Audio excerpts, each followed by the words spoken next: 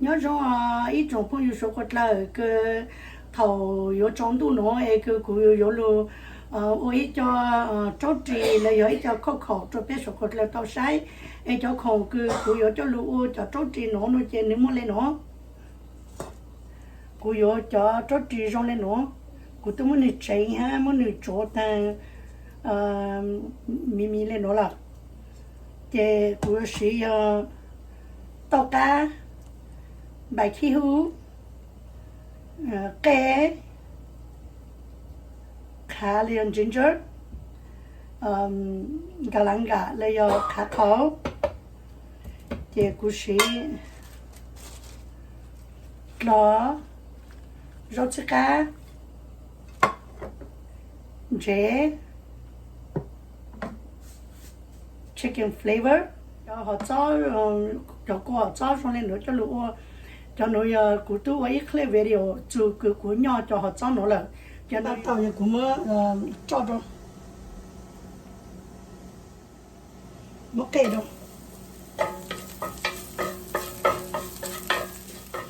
cái khá Galamgal tao cá bài khí hưu là lại đi một cái để cụ kỹ cho họ cho nó cho hú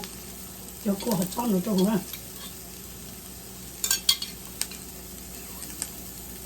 và nó xí kỹ chỉ là tao kỹ cho chỉ là tao cô khóc cũng là tao này cho nó là all purpose use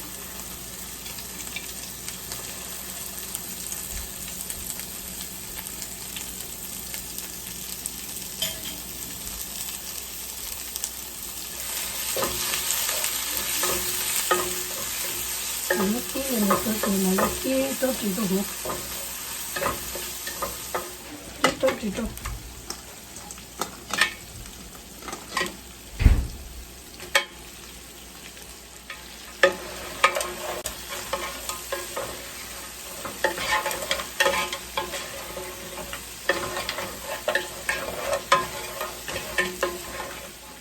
tròn dễ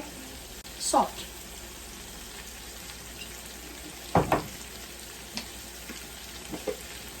chicken flavor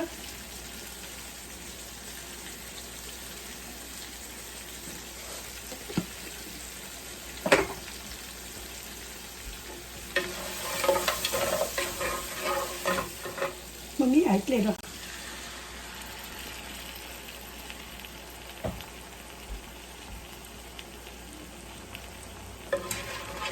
thấy sốt rồi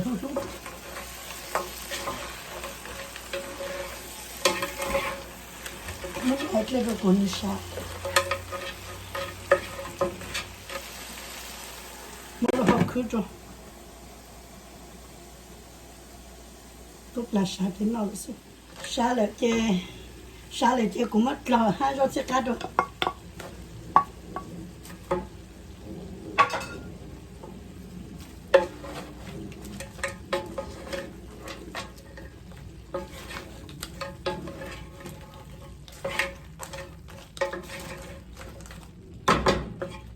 rong lên nồi nè